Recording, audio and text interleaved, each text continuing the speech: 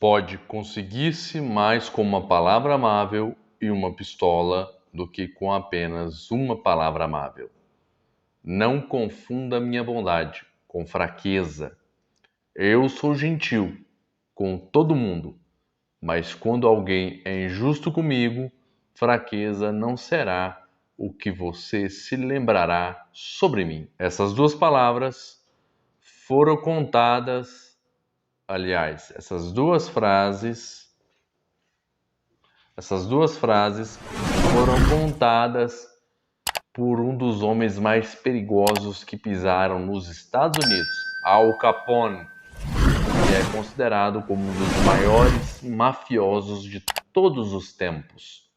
Ele dominou a cidade de Chicago, sendo líder de uma gangue que dominou a cidade, como mencionei, no final da década de 1920, durante o império de crimes, principalmente pela venda de bebidas alcoólicas.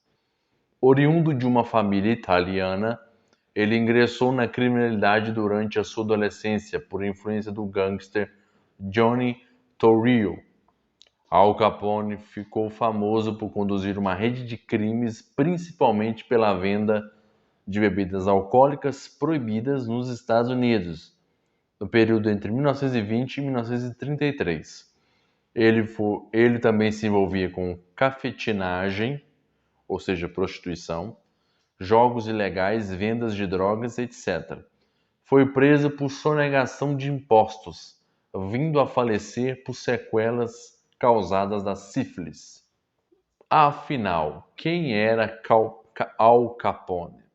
Alfonso Gabriel Capone nasceu no Brooklyn, no bairro da cidade de Nova York, nos Estados Unidos, em 17 de janeiro de 1899. Al Capone, como ficou conhecido, era filho de imigrantes italianos, originários da Sicília. Seus pais eram eram de Angri, uma cidade próxima de Nápoles, no sul da Itália. Eles se chamavam Gabriele e Teresa Capone e imigraram para os Estados Unidos em 1893. O pai trabalhava como barbeiro e a mãe como costureira. Ao lado, o casal italiano teve 9 filhos ao todo. Al Capone cresceu em um contexto de pobreza e estudou até os 14 anos de idade, sendo expulso da escola que estudava porque agrediu sua professora.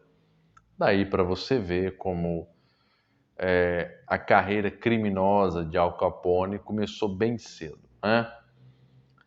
Depois de ser expulso da escola, Al Capone trabalhou em diversas formas no seu bairro e acabou cooptado por John Torrio, por um mafioso local. Torrio agia em diversas atividades ilegais, como apostas em jogos, agiotagem, tráfico de drogas, prostituição, entre outros.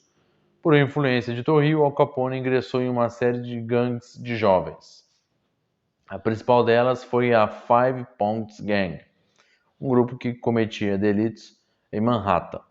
Entre os delitos estavam extorsão, assaltos, furtos, cafetinagem, tráfico de drogas, etc. Já em 1919, Al Capone recebeu um convite para mudar-se com Torrio para Chicago, o que fez o jovem abandonar a Five Points Gang, e o John Torrio havia se mudado para Chicago a convite de James Big Jim Colosimo, chefe da máfia em Chicago.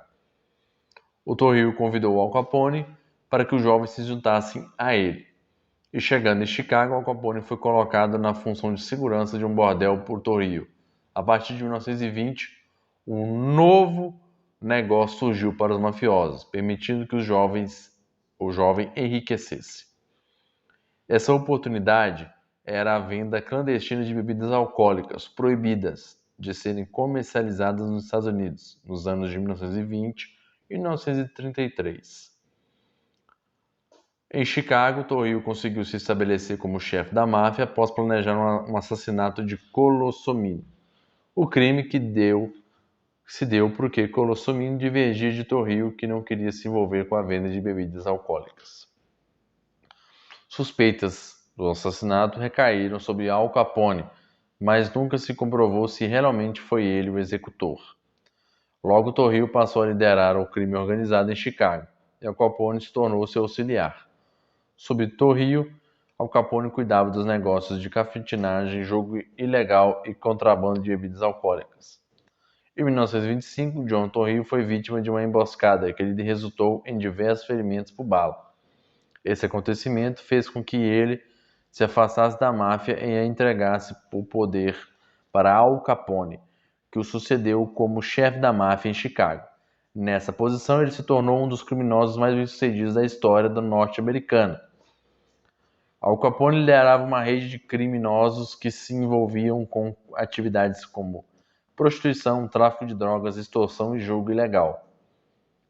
A principal atividade conduzida por ele foi a venda ilegal de bebidas alcoólicas, o negócio que lhe rendia milhões de dólares todos os anos.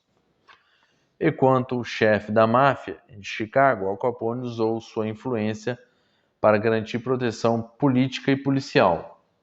No entanto, isso não livraria dos riscos de ser um mafioso, e por isso foi alvo de diversos atentados contra sua vida, devido às disputas contra máfias locais.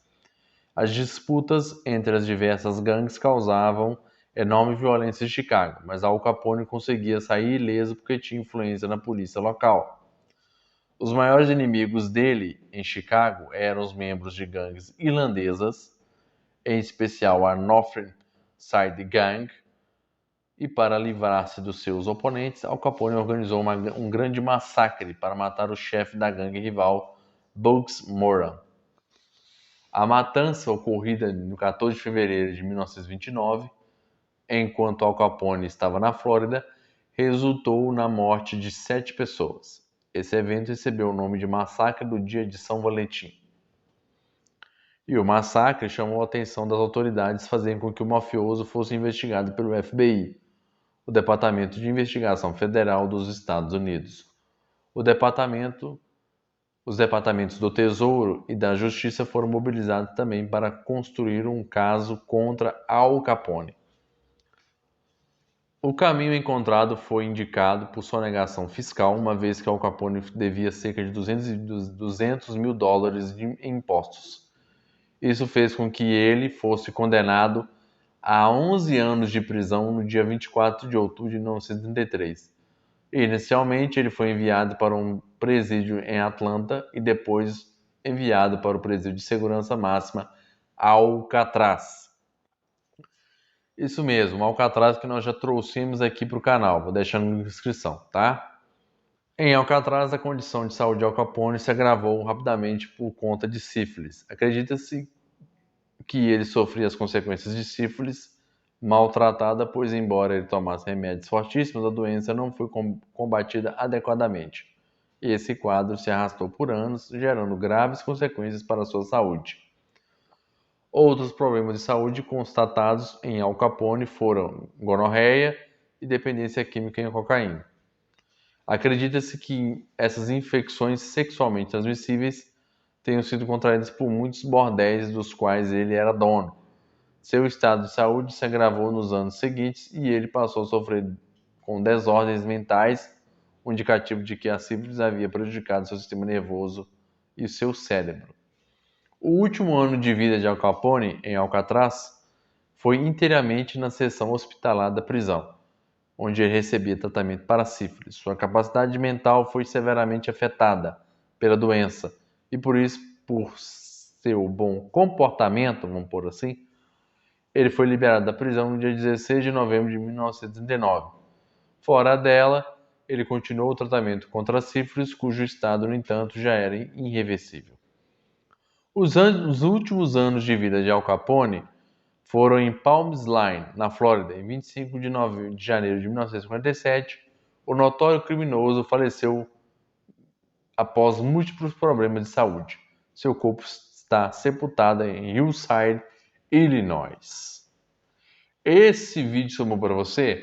deixa o seu like, se inscreve nesse canal e ativa o sininho para não perder mais vídeo. Como eu costumo dizer, tamo junto!